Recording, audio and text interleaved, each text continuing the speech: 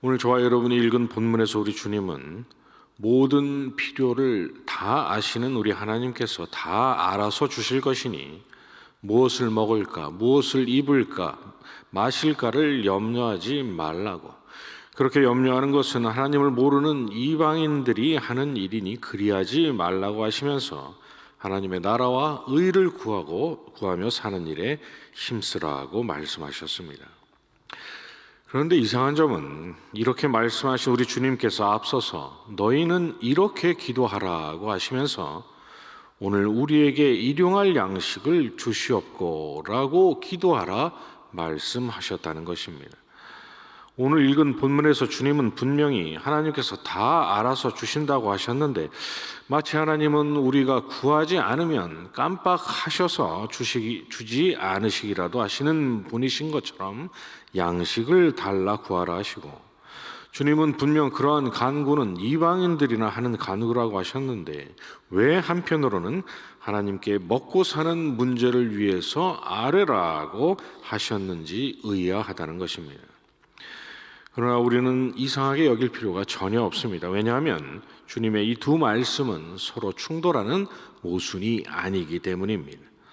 주님은 그냥 양식을 구하라 하신 것이 아니라 일용할 양식을 구하라 하셨기 때문인 것이죠. 출애굽기 16장에서 이스라엘 백성들은 모세와 아론을 원망하면서 우리가 애굽 땅에서 고기 가마 곁에 앉아있던 때와 떡을 배불리 먹던 때 여호와의 손에 죽었더라면 좋았을 것을 너희가 이 광야로 우리를 인도하여 이 온 회중이 줄여 죽게 하는도다 라고 말했습니다. 기껏 뼈 빠지게 종살이하던 그런 비참한 상황 가운데서 그들을 하나님께서 건져 놓으셨건만 애굽에서 잘 먹고 잘 살고 있던 자기들을 왜 굳이 광야로 데리고 나와서 이토록 괴롭게 하고 우리를 굶겨 죽인다는 것이죠. 그동안 하나님께서 행하신 수많은 권능의 손길을 보고도 자기들을 굶어 죽게 하지 않게 하실 그런 능력은 하나님께 없다고 그들이 정의를 내렸던 것입니다. 그러자 하나님은 그날 저녁 이스라엘의 진영을 매출하기로 덮으셨습니다. 원망하고 그 전능하심을 조롱하던 이스라엘에게 하나님은 다시 한번 그 권능의 손을 입증하셨던 것입니다. 그리고 하나님은 다음날 아침 이스라엘이 이제껏 한 번도 본 적이 없는 작고 둥글며 서리같이 가는 모양의 만나를 주셨습니다. 원망하는 이스라엘을 향해서 모세가 여호와께서 저녁에는 너희에게 고기를 주어 먹이시고 아침에는 떡으로 배불리실 것이라고 말한 대로 하나님께서 메추라기와 더불어 만나를 주셨던 것이죠. 그런데 하나님은 그 만나를 주신 날에 모세에게 각 사람은 수요대로 먹을 만큼만 그것을 거두라고 말씀하셨습니다. 그리고 회중들이 그 말을 듣지 않고 먹고 남을 만큼 많이 걷어서 만나가 남게 되면 다음날 벌레가 생기고 냄새가 나게 하셨습니다. 하나님은 먹을 만큼만 거두라 하셨지만 백성들이 그 말을 듣지 않고 욕심을 부릴 것을 하나님은 아셨던 것이죠. 그래서 남으면 썩게 하심으로 쓸데없는 욕심 자체를 부릴 수 없도록 하신 것입니다.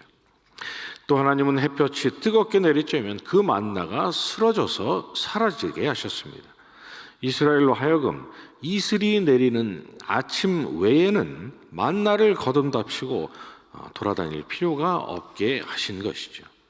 그리고 하나님은 일곱째 날 안식일에는 아예 만나를 주지 않으시고 이스라엘로 하여금 전날 특별히 2배로 거두도록 허락하신 만나를 먹게 하셨습니다.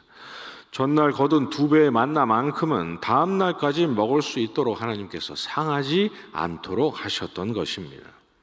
이를 통해서 하나님은 이스라엘로 하여금 아침부터 온종일 하나님께서 가져다 주신 그 완전한 안식을 기억하면서 감사하고 찬양하는 것으로 안식일을 보내기를 원하셨던 것이죠. 이스라엘은 그때 분명히 깨달았어야 했습니다. 하나님께서 우리를 줄이도록 하신 것은 먹이실 능력이 없으시거나 우리를 굶겨 죽이려 하신 것이 아니라 백성된 우리로 사람이 떡으로만 살 것이 아니요 하나님의 말씀으로 사는 줄을 깨닫게 하시기 위함이었구나.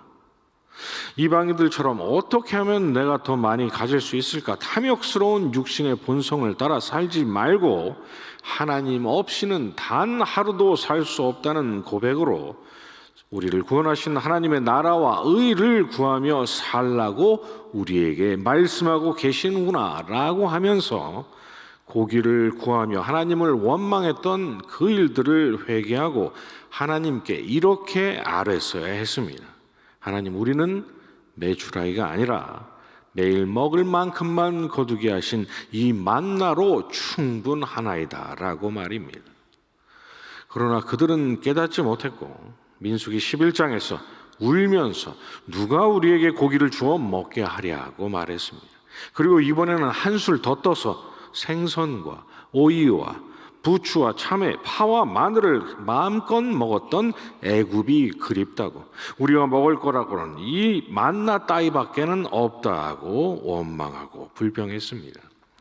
얼마 전 메추라기와 만나를 통해서 쓸데없는 탐욕을 경계하고 일용할 양식으로 족하라 가르침을 받았음에도 불구하고 그들은 알아듣지 못하고 지난 날보다 오히려 더 큰 탐욕을 부리고 있었던 것이죠. 하나님은 이번에도 지면을 온통 메추라기로 덮으셨습니다. 고기를 주실 능력이 없으셔서 만나만 주신 것이 아니라는 것을 똑똑히 보여주셨던 것이죠. 그런데 성경은 그날 하루 종일 밤까지 그리고 그 이튿날까지 이스라엘 사람들이 온종일 메추라기를 줍느라 여념이 없었다고 말씀하고 있습니다. 이스라엘 전체가 양 이틀을 꼬박 메추라기를 줍는 일로 보냈던 것이죠. 그 이틀 동안 이스라엘 사람들은 메추라기를 줍는데 온통 혈안이 되어 있었던 것입니다. 그러한 일로 이스라엘 백성들은 왜 하나님께서 배 터지게 먹을 메추라기 대신에 먹을 만큼만 거둘 만나를 자신들의 매일의 양식으로 허락하셨는지를 스스로 증명한 셈이 되었습니다. 이에 하나님은 메추라기가 그들의 이 사이에서 씹히기도 전에 그들을 큰 재앙으로 치셨습니다. 좋은 말씀으로 가르치셨던 그 수업은 이미 했으니 그럼에도 깨닫지 못하고 그 마음이 하나님을 떠나서 탐욕 위에 탐욕을 부린 그들을 치심으로 족한 줄 모르고 부리는 그 욕심이 얼마나 무서운 결과를 초래하는지를 똑똑히 보여주셨던 것이죠. 우리는 흔히 하나님께서 광야에 이스라엘에게 베푸신 은혜를 말할 때 만나와 메추라기를 한데 묶어서 생각하지만 메추라기는 40년간 그들을 보존하시기 위한 일용할 양식으로 베푸신 은혜가 아니라 그들로 하여금 탐욕에 가져오는 결과를 똑똑히 깨닫게 하시기 위한 무서운 회초리로서의 은혜였던 것입니다. 하나님을 원망하던 그들의 입에서 일용할 양식인 만나로 충분하나이다 라는 말이 나오도록 말입니다. 일용할 양식을 주시옵고 라고 기도하라는 우리 주님의 말씀이 바로 이것을 의미하는 것입니다. 하나님께 저와 여러분이 메추라기를 달라고 떼쓰지 말고 지금 주시는 만나로 충분하다고 아뢰라는 것입니다. 하나님께서 허락하신 지금의 삶의 처지, 그것이 하나님께서 주시는 일용할 양식인 줄 알아 족하게 여기고 감사하면서 하나님 나라와 권세와 영광을 위해 사는 일에 집중하며 살기를 원한다고 하나님께 매일 아뢰라는 것이죠. 왜 우리가 그래야 합니까? 저와 여러분의 육신 안에도 만나에 족하지 않고 메추라기와 부추와 마늘과 참외를 구했던 이스라엘과 전혀 다를 바 없는 잠언 30장 15절에서 족한 줄을 알지 못하여 족하다 하지 않고 끊임없이 다오 다오 하는 거머리의 두 딸과 같은 그런 탐욕이라는 본성이 우리에게도 있기 때문입니다. 그래서 하나님을 모르는 세상 사람들과 전혀 다를 바가 없이 일평생 다 쓰지도 못할 재물을 얻고자 온통 혈안이 돼서 하나님의 자녀이면서도 하나님보다 세상을 사랑하고 하나님 대신 세상을 쫓으며 살아가게 하는 그 육신의 본성이 우리 속에도 있는 것이죠. 그러니 그 육신의 본성에 지지 말고 지금 주신 이 일용할 양식으로 충분하다고 고백하며 만족하면서 하나님의 영광을 위한 삶에 필요한 만큼 하나님께서 앞으로도 계속 다 알아서 이렇게 주실 것이니 먹고 사는 문제 염려하는 데 쏟을 그 힘으로 하늘에 계신 하나님의 뜻을 이루는데 온전히 집중하며 살라고 그렇게 아뢰고 결단하고 다짐하라는 것입니다.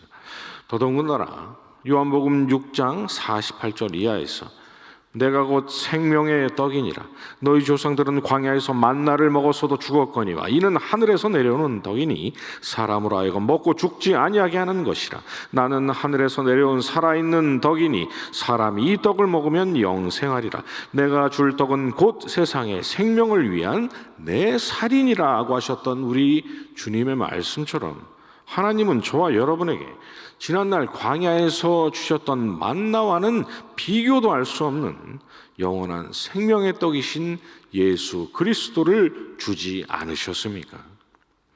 이 땅의 삶을 위한 필요한 양식 전부를 주고 계시는 그 은혜도 모자라서 한 번 먹으면 영원히 죽지 않을 영원한 생명의 양식을 우리에게 주셨으니 하나님은 이미 저와 여러분에게 주실 수 있는 모든 것을 주신 것입니다.